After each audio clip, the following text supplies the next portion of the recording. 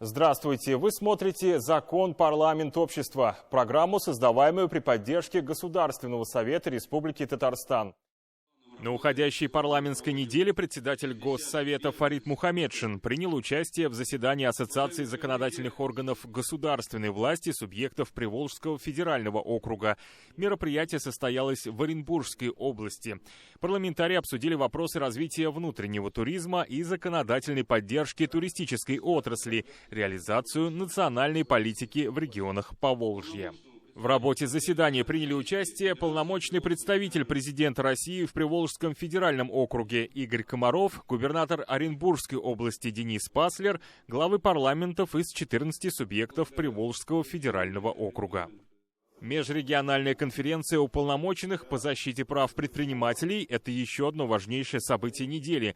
Участниками мероприятия стали представители 57 субъектов страны, бизнес-омбудсмены, руководители предприятий малого и среднего бизнеса, научных и общественных организаций.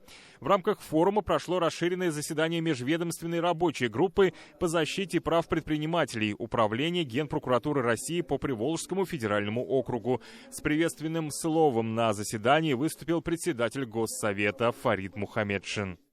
В республике объем электронной торговли за 2020 год вырос на 34% и составил порядка 67 миллиардов рублей. Проникновение онлайна в общий объем розничной торговли Татарстана за прошлый год повысился с 5 до 7,2%, а за 5 месяцев текущего года, по оценкам экспертов, составил почти 12%. Есть все предпосылки для развития электронной торговли как наиболее динамичной, развивающейся сферы экономики. На площадках компаний Wildberries, Озон уже работают более 2000 республиканских поставщиков. Также запущен татарстанский маркетплейс «Казань-Экспресс». Создано 105 объектов инфраструктурной поддержки малого бизнеса, 105. Их резиденты формируют более 10% объема производства. Не буду останавливаться, у меня есть данные, какие они в Татарстане. Татарстан традиционно представляет интерес с точки зрения IT-технологий. Но вы слышали, у нас есть Иннополис, пятитысячный, правда, самый молодой, построенный с нуля город с высоких технологий. В 2020 году мы разработали 5 суперсервисов для оказания услуг. Я строю, мои субсидии, я школьник и другие.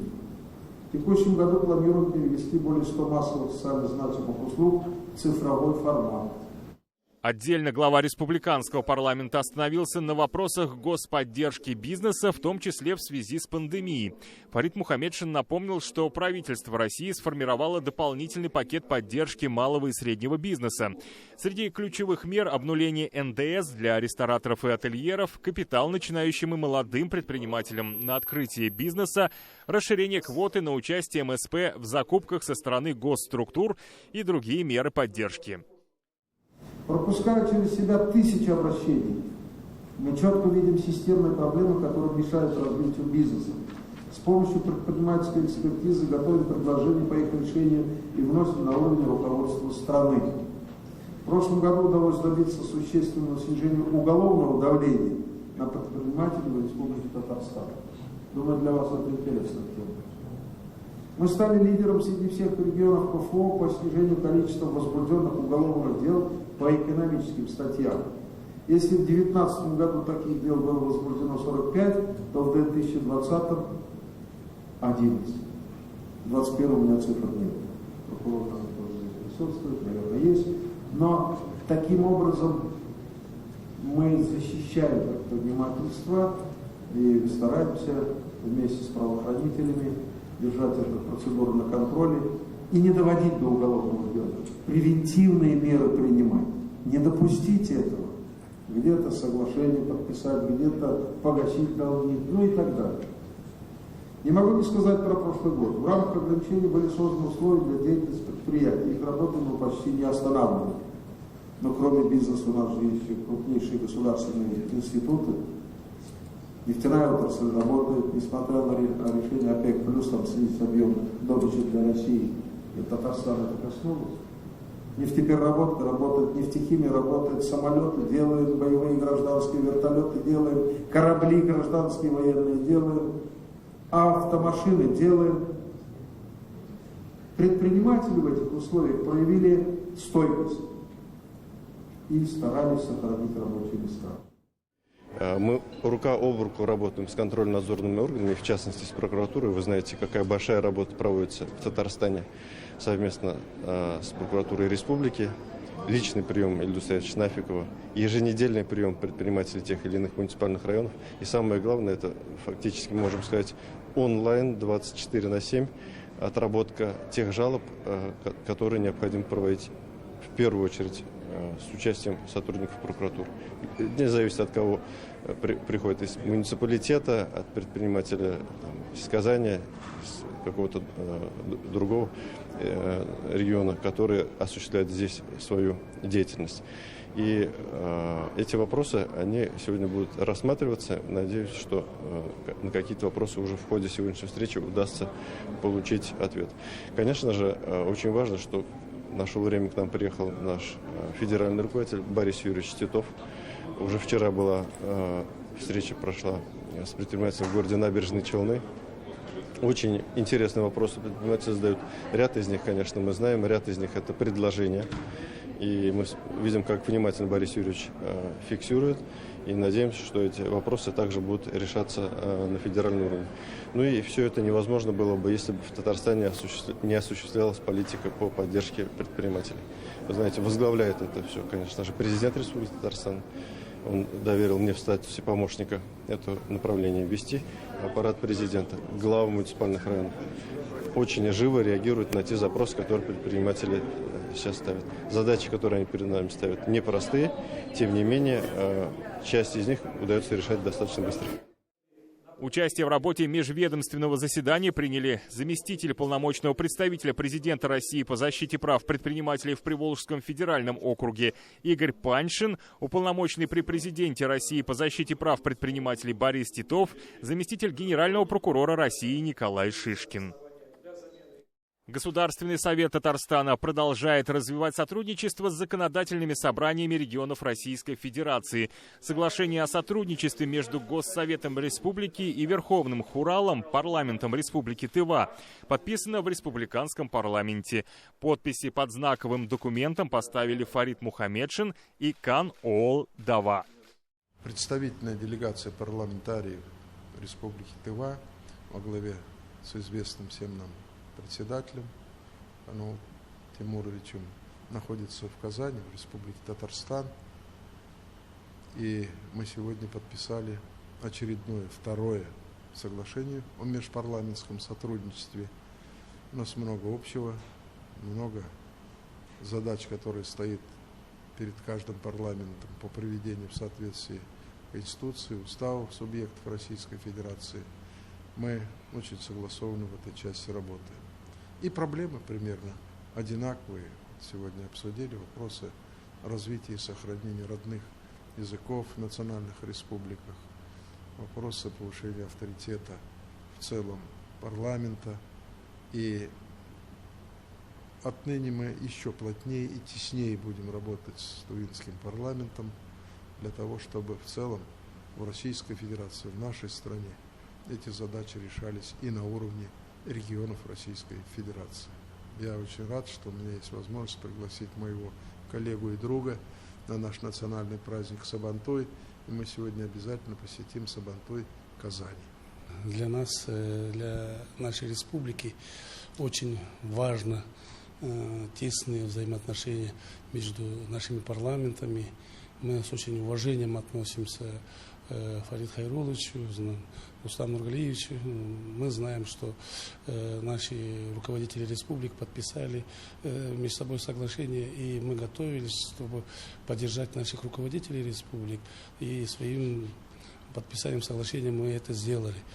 Сегодня для нашей республики, для развития парламентаризма очень важно вот такие именитые, такие вот очень высококвалифицированные депутаты чего уж греха таить, Фарид Харитович наш глыба, это наша российская глыба. Мы всегда с гордостью следим за его действиями на российском уровне. И нам очень приятно, когда наши руководители федерального уровня к нему так уважительно относятся, что их слушают его мнение всегда.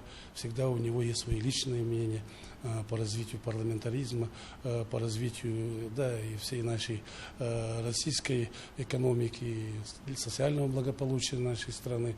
И мы сейчас вот уже проговорили несколько вопросов, и я с очень таким удовлетворением послушал видение Фарида Харитовича по развитию своей родной республики и нашей многонациональной страны. И мы с ним договорились, что очень тесно будем дальше контактировать. И наши делегации должны все-таки работать, а не просто подписаться, а работать и учиться у наших старших братьев нормальному, хорошему для развития своих регионов законотворческой деятельности. Ну а 22 июня, в День памяти и скорби, председатель Госсовета Фарид Мухаммедшин встретился с ветераном труда, бывшей узницей нацистского концлагеря Софьей Вельтман. С просьбой о личной встрече с главой республиканского парламента Софья Борисовна обратилась во время приема граждан. Ожидаемо, что разговор с ветераном начался с воспоминаний о войне. В разговоре с Фаридом Мухаммедшиным Софья Вельтман подняла вопрос о льготах для членов семей военнослужащих, погибших на фронтах Великой Отечественной. Особенно это актуально для сирот войны, детей, которые с 1941 по 1945 годы потеряли обоих родителей и остались, как и она, круглыми сиротами. Незаслуженно, что такая категория граждан осталась без внимания, подчеркнул Фарид Мухаммедшин и отметил, что депутаты Госсовета продумают меры социальной поддержки для них. Глава парламента не исключил, что Госсовет при необходимости выйдет с законодательной инициативой в Государственную Думу по данному вопросу. Еще одно знаковое мероприятие состоялось в Лаишевском районе Татарстана. Депутаты Госсовета, члены депутатского объединения «Мерхамет Милосердие» подвели итоги первого этапа социально-гуманитарного проекта «У войны не женское лицо» и рассказали о ходе реализации его второго этапа. На форум были приглашены руководители объединения женщин-депутатов всех муниципальных районов и городских округов республики. Наши самые удивительные, самые любимые женщины, которые прошли дорогами войны. Независимо от того, именно на фронте или в тылу. Наша республика гордится вами. Низкий вам поклон за то, что вы в годы Великой Отечественной войны сделали. Сделали для своих близких, для своих родных, для своего района, для своей республики, для своей страны. Спасибо вам, Бекзуров.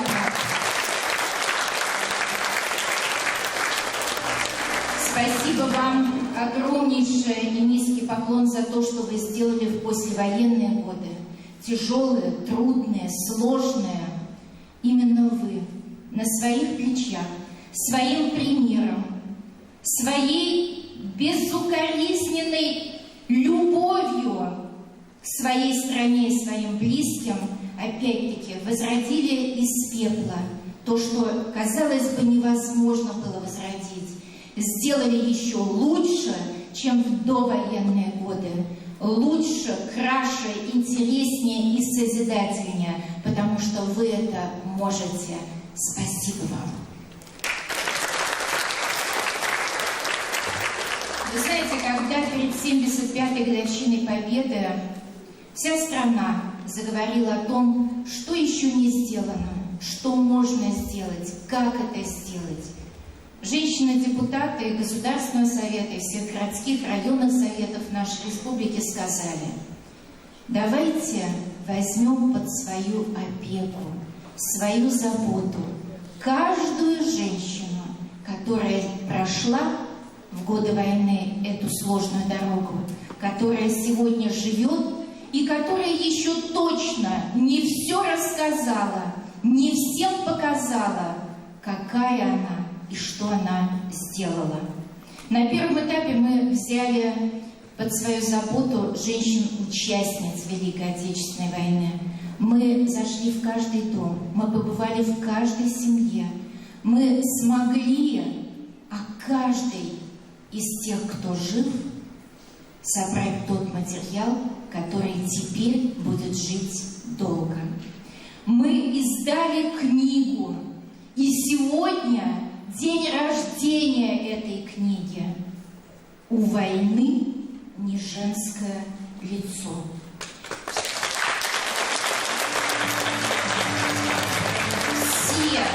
Все женщины-участницы Великой Отечественной войны, которые были живы на момент начала нашего проекта, увековечены на страницах этой книги. Сегодня мы находимся в Лаишевском районе. Ильдус Владимирович, спасибо вам огромнейшее за ту работу, которую вы проводите, и за ту встречу, которую вы сегодня организовали. Так получилось, что у этого замечательного, большого, серьезного и основательного района в живых было только 3 женщины, участницы Великой Отечественной войны. Все абсолютно вот на этих страницах этой книги, о них можно прочитать, их фотографию можно увидеть, и о них, конечно, будут помнить. Ну а в субботу, 26 июня, в Кировском районе Казани прошел традиционный праздник татарского народа Сабантуй. Гостей и участников мероприятия от имени руководства республики поприветствовал председатель Госсовета Фарид Мухамедшин. Поздравления татарстанцам также передал и председатель Верховного Хурала парламента Республики Тыва Кан Ол Даваа, находящийся с визитом в Татарстане. Дорогие друзья, в республике в этом году Сабантуй уже прошел практически во всех муниципальных районах и городах нашей республики. И вот наступил праздник в столице нашей республики, городе Казани. Хотя у истоков этого праздника стояло село, плуг, плодородие, но это теперь стал праздником не только татарского народа и не только жителей села, но и практически всех городов, районов нашей республики и нашей многонационального Татарстана. И пусть нынешний Сабантуй вновь одарит нас отличным настроением, жизненным оптимизмом и верой в лучшее. Пусть в ваших домах всегда царят мир и согласие. Крепкого вам здоровья, счастья и благополучия. Президент Татарстана Рустем Нургалиевич Минниханов. От себя только добавлю, что 2 района, которые объединились в нашей многонациональной столице, на этом замечательном Лебяжьем озере, сегодня устроили настоящий праздник. Посмотрите, сколько людей, посмотрите, какие замечательные артисты поют для гостей этого празднества. Берегите себя, близких. К сожалению, коронавирус еще не ушел. И защищать наш многонациональный народ, защищать каждого и всех – это наша задача и наша личная обязанность. Хочу выразить признательность и, думаю, аплодисментами поддержите замечательную организацию этого праздника и приехав сюда со своими подарками, артистами, 6 районов Республики Татарстан, главы которых тоже здесь находятся. Это украшение столичного Сабантуя. Бәйрәмнәр тыныч кына, матур гына, күңелле генә үтсен, Сабантуй мәбәрәк булсын, исәнлек, саулык, бәйрәм белән бөтенебезгә дә. Рәхмәт! Также в Государственном совете Татарстана состоялась пресс-конференция, посвященная итогам деятельности Комитета Республиканского парламента по образованию, культуре, науке и национальным вопросам. В первом полугодии 2021 года с журналистами пообщались председатель профильного комитета Айрат Зарипов и заместитель председателя Людмила Рыбакова. Трагические события, которые произошли в Казани в мае этого года, показала необходимость изменения в федеральном законодательстве, и решением председателя Государственного совета Республики Татарстан Фарид Хариловичем Мухаммедшиным были образованы рабочие группы. Одну из них возглавил заместитель председателя Государственного совета Республики Татарстан Марат Гудович Ахметов. И депутаты нашего комитета активное участие приняли в работе этой рабочей группы. Извините за тавтологию. И результатом этой работы было несколько проектов. Один из них – это закон о информации, наш проект предложения в изменении закона о информации, информационных технологиях и о защите информации, направлен на ограничение контента, распространяемого в интернете, на сайтах, в социальных сетях, о создании взрывчатых устройств, восстановления работоспособности старого оружия и так далее, и так далее. Как вы знаете, в данном законе содержится закрытый перечень тем, по которым владельцы интернет-сайтов и социальных сетей обязаны отслеживать, мониторить и блокировать их при обнаружении. Если у них возникают сомнения какие-то, они обязаны обращаться в Роскомнадзор. Это федеральная служба, которая осуществляет мониторинг и надзор за исполнением законодательства о связи, средствах массовой информации и так далее. И Роскомнадзор в течение 3 дней должен рассмотреть это обращение владельца интернета или сайта и принять решение, является это нарушением федерального законодательства. И я считаю, такой законопроект был принят, одобрен Государственным советом, и я надеюсь, что субъекты, субъекты Российской Федерации и Государственная Дума поддержат наш законопроект, и эти изменения в закон федеральный будут приняты. В целом, в первом полугодии 2021 года прошло 6 заседаний комитета, на которых рассмотрено 16 вопросов. Принято 3 законопроекта о внесении изменений в республиканские законы, об объектах культурного наследия, о культуре и об образовании. Работа по разработке проекта федерального закона о нематериально-культурном наследии. На федеральном уровне такого закона нет. Полагаем, что целесообразно инициировать именно его.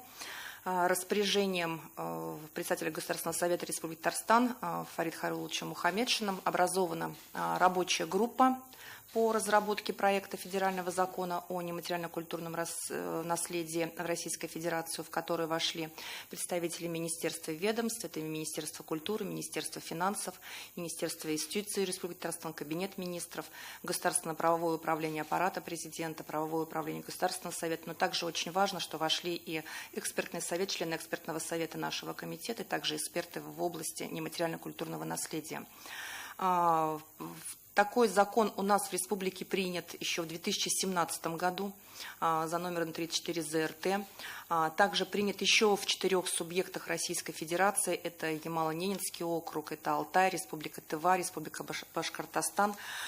Кроме этого, в Российской Федерации закреплено регулирование отношений в области нематериально-культурного наследия еще в 2 субъектах. Это концепцией, постановлением в 3 субъектах, приказами в 28 и распоряжением в 2. Но необходимость принятия этого федерального закона обусловлена отсутствием установленных единых требований по выявлению объектов нематериально-культурного наследия, по изучению, сохранению, их использованию, популяризации. И, конечно же, как следствие, это становится угрозой безвозвратного исчезновения ценных объектов нематериально-культурного наследия, представляющих как историческую, так и научную, культурную, художественную ценность для истории и культуры Российской Федерации. Мы говорим сегодня о языке, мы говорим сегодня о традиционном исполнении, исполнительском искусстве, об обычаях, обрядах, традициях, играх, празднествах, и также о умениях и навыках проявления, относящихся к ремеслам и промыслам окружающей среде и природе. Вот такая работа ведется. Состоялось у нас 2 рабочих совещания по разработке проекта федерального закона. Буквально до парламентских каникул мы планируем провести заседание рабочей группы. И если при положительном эффекте, мы надеемся, что он будет, мы планируем внести его в Государственный совет в 4 квартале 2021 года.